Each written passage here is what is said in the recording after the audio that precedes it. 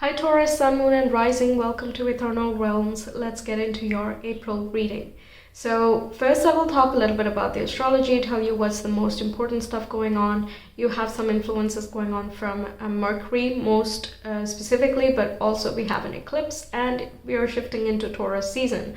So that's a lot of Taurian activity, so let's get into it. Okay, so we have a solar eclipse. It's a time of the new moon on the 20th of the month, and this one is at the very last degrees of Aries. So it's going to be in the crux of the 12th house, just about to get into your first house, okay, for you, if we go by the rising sign.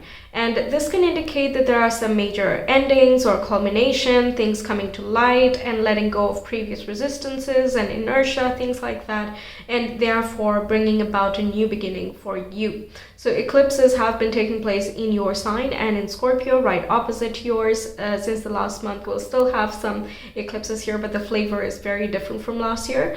And this is one of those transitioning eclipses here. It's borderline Taurus. So again, borderline your eclipse here.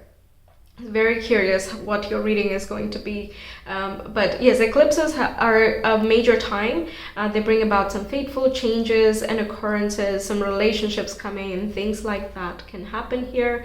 I will talk more about the eclipses in a specific video. For that, I'll make an eclipse video for you guys, so you can check your Taurus solar eclipse tarot reading on my channel. It's not yet uploaded. I'll upload it around this time, so make sure you're subscribed and hit the bell so you're notified. Okay, then we also have on the 21st Mercury in Taurus, your sign again, going retrograde. So it's going to stay in Taurus for a little bit longer than it did in Aries and also in Pisces. So really curious how that is going to go for you too, but there are some revisions that can happen. With your own perception of yourself. There can be some changes you make to your appearance, the way you present yourself, also the priorities that you have in life that could be going through some shifts. Mercury is moving into Taurus on the 3rd. So from the 3rd till the 21st, it's direct, and then it goes retrograde from then on. Whenever Mercury goes retrograde, we don't buy heavy things, in the sense like heavily expensive things or permanent things. We also don't sign major contracts around this time, because there's always a chance of things getting revised as Mercury goes retrograde. But revisiting old connections, old places, old ways of earning money, or old priorities that you have not yet got around to making a part of your life, those things are really okay to approach during the retrograde time. Actually, you will be making the most out of it. So yes, maybe save that for a later time when Mercury is going direct. Also, we have a full moon on the 6th of the month that is taking place in Libra, and that will be right opposite Aries, your 6th house. So that can be something about your routine, your lifestyle, diet, health, things of that nature coming about here. So have you been taking good care of you? What is missing from your self-care routines? And is there something new you can add? Perhaps something you have added like 6 months ago, for example. I'm also hearing 4 to 6 months ago is needing some sort of adjustment here. Perhaps that same routine is not the same as now, and it is at some sort of conflict with your sense of peace. So this is on the 6th, around that time, we have a nice checkpoint going on for you. Also, we have Mercury conjoining with the North Node and in Taurus, that too. So that can be a major boost in your mental capacities. There can be some blinding clarity and epiphanies that come to light. There can be some breakthroughs related to communication, your ideologies, your mindset, the ideas that you get for that you monetize. Yeah, just in general, there's like a lot of busyness going on in the mind here, and we're directly translating that into an external reality this day. Or like 2 days before, after, yeah, there'll be like, this is the day of the peak. So you feel the influence a little bit before and also a little bit after, depending on how sensitive you are to the transits here. We also have a couple more transits going on, along with Mercury going into Taurus, along with Venus going into Gemini. I'll talk about that in a moment. And also on the 14th, I will not talk about those aspects. because yeah, it's just going to be too much of the astrology, and I really want to get to the tarot, but I will post about it on the community page. So if you're interested, again, subscribe, go to the community tab, and you'll find the information when the time is right. On the 11th, Venus is moving into Gemini, and here she is more, she's less sensual and she's more like dynamic. She wants to socialize, she wants to talk to people, she wants to network and, brainstorm. She's very attracted to the intellectual stimulation. For you, that is going to be in the second house, so you might enjoy meeting someone in your community who has their priorities straight, who is earning well, who has a lot of intelligence and values intelligence, perhaps is a reader or a writer or a good speaker. Things like that could be of interest for you. Also, it indicates that your own abilities pertaining to all the qualities I just mentioned are also going to go through an upgrade. Every time Venus comes around to your second house, there can be some, financial news you get, some ideas you have of how you can attract more resources. There can also be some brainstorming, shifting things around of, incorporating more things that you enjoy in your life. Okay, so yes, Venus moving there works out quite nicely for you. Okay, so let's get into your tarot, see what it's this month about for you. Major theme of the month we have is moon set with ready. Yeah, it's like ready to go. That's what it seems like. With so much Taurian activity and also Mercury redefining things, it feels as though you're going to feel a lot more clear in the mind and also in your priorities beyond this point. Also, the full moon is really an illuminating point for you too. There can be some results that come about that just are like, okay, now I'm ready to go. I will put my ideas into action. I will bring that into tangible reality. You being an earth sign, you're all about creating things in the real world and making it last, right? So I feel like all these energies are going to work quite well for you anyway. Okay, so we have haystack, which says karma, you will reap what you have sown. Okay, so yes, 12th house activity, the eclipse happening there is a bit of a karmic house, and that doesn't have to be a bad thing. By karma, it just means that the ripple effects of certain actions you take. It's not really bad karma or good karma, it's just karma. It's really a very neutral thing. And it depends, like, are you forcing something, then you get forced back. And if you're like going along with the flow, then you get flow back. It's sort of that. And karma is basically the combination of your emotional state, your mental state, your physical actions, and also, more importantly, your intentions as well. Okay, so you will reap what you have sown indicates everything that you have been focusing towards a certain thing, certain priority in life. You're going to see the results of that. And that doesn't mean that that's it. That just is the end all be all. It means that now it's clear, so you can see the effect. And now you can redefine it if you are not happy with certain aspects or components of it. It doesn't mean that everything sucks about it. You just have a good checkpoint. Yeah, that's what I want to say. We have December coming through. Yeah, see, this is the 4 months ago. That's the vibe I was getting. 4 to 6 months ago, you started something, probably in November, December. And yeah, you're going to see some results of that, and it might be quite inspiring, or at the very least it leads to something more exciting for you. I'm just very happy to have started this because it took you someplace even better, something of that sort. We'll see the tarot cards get some more details. We have the scales coming through, which corresponds with Libra energies, and it says keep your life in balance. That's the third major highlight. You're really working on keeping everything balanced, and you are a sign of inertia and homeostasis. You make sure that things are being maintained as they are. So this is kind of that energy I'm getting here, that you are able to prioritize. You can keep things in check. You know when something is too much, you're able to shut things down before it imbalances any system. So any of this clarity that you get throughout this month, and I'm really feeling you will get some knowledge or answers, some breakthrough. That's really a recurring theme in my mind for your reading. Yeah, okay, so either way, the answers, the solutions that you get are going to help you find much better balance in your life. I think it's also about how much you work and how much you rest, trying to find a bit of a flow in between, because as a fixed sign, it might be a little bit tough as to, just keep switching things, right? With like mutable signs, it's a lot easier. They try a lot of things, they explore many options, they're just naturally very adaptable. But for fixed signs, it's like, yeah, but I'm doing this and this is right. And this works for me, so why should I change it? That's the philosophy for us. I'm a fixed sign too. So it's very nice and refreshing to see something here which is a little bit more malleable and still has that gravity kind of sustaining it. You still have your core and your crux, but you're just keeping things in very nice balance. Okay, we have lilac coming through, first emotions of love. Awesome. So this is like filled with hope and joy, kind of ready to go. You're brimming with passion, you're brimming with joy, and you just can't wait to see what else comes next.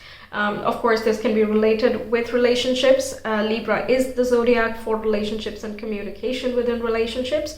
That with the scales, it can be a relationship that has come about, or you've initially started communicating in December or November, getting for some of you, and you might reconnect. You might talk a little bit deeper as to what's important to both of you. There's more of a decision point type of vibe coming through. Okay, then we have elegance and patience as well. It says nature does not hurry, yet everything is accomplished, by Lao Tzu. Yes, so absolutely, you're getting a lot of joy, and you're feeling very abundant.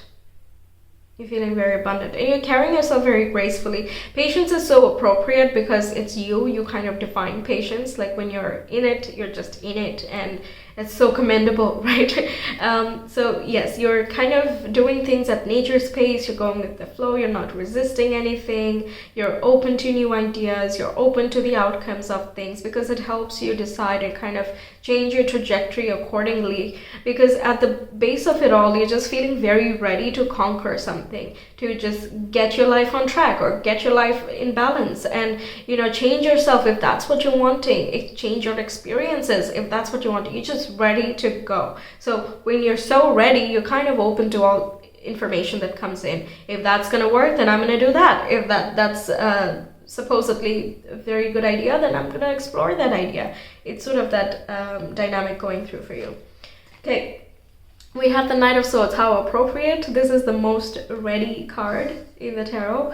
And we have the Two of Pentacles. Yeah, this is the whole balance and the juggling act going on.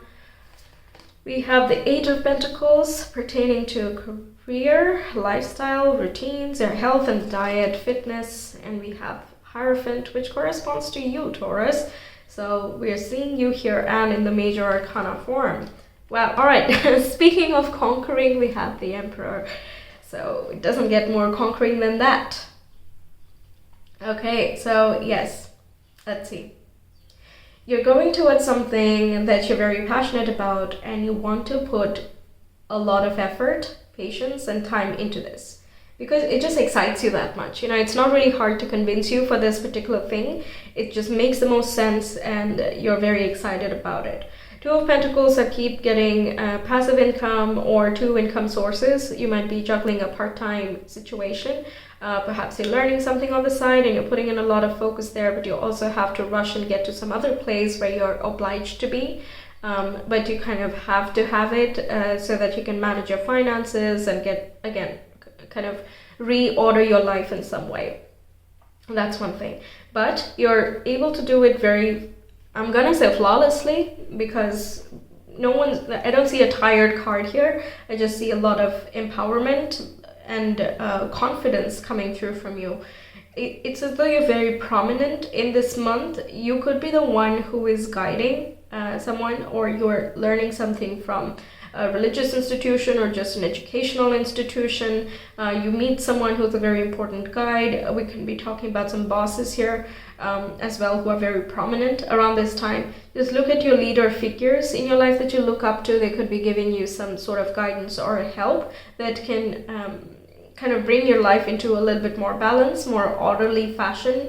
is something I'm getting. Eight of Pentacles, I keep looking at, it can be that you are literally doing some farming, gardening, you know, it is springtime, so you might be planting some seeds here, and you are nurturing it so that it grows into something more full and exciting for you as well.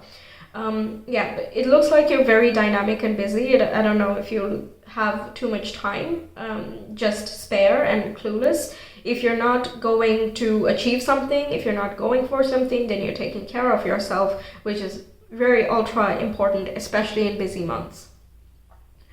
Two of Pentacles is also indicating that you are prioritizing your spiritual world. So there can be a balancing of, you know, you have a strong work ethic, but then you're also incorporating some meditation time, introspection for yourself. That's where you get a lot of epiphanies. I'm also getting that you get a lot of ideas, and this is the epiphany and realization topic we were talking about, and that really helps you establish a better routine for yourself, kind of reprioritize what is very important for you. You're taking care of your stability, and you're very clear about what you want to be achieving, and there's like no hesitation about anything. It's really good. The Emperor here can talk about, if you are the boss or in some leading position here, it can talk about you have a lot of work, a lot of business. There can be money flowing in from different sources. Perhaps you have worked on something and have planted seeds, like I said, December, November, October, even 4 to 6 months before, and you're kind of seeing the results of that. It makes you very satisfied. It gives you the necessary motivation you needed to go for other risky things. Take a little bit of a step outside the comfort zone, take a bit of a risk and experiment with some things. The Emperor corresponds with the Aries energy, so we're seeing both the areas of your life that the eclipse is impacting. I'm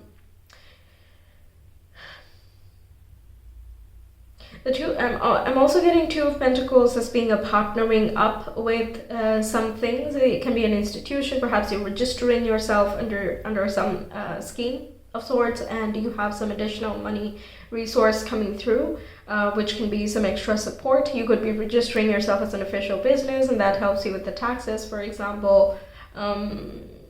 You're just taking matters into your own hands. You don't mind going at it bit by bit, because then you ensure that you're reaching the right place at the right time and in the right manner.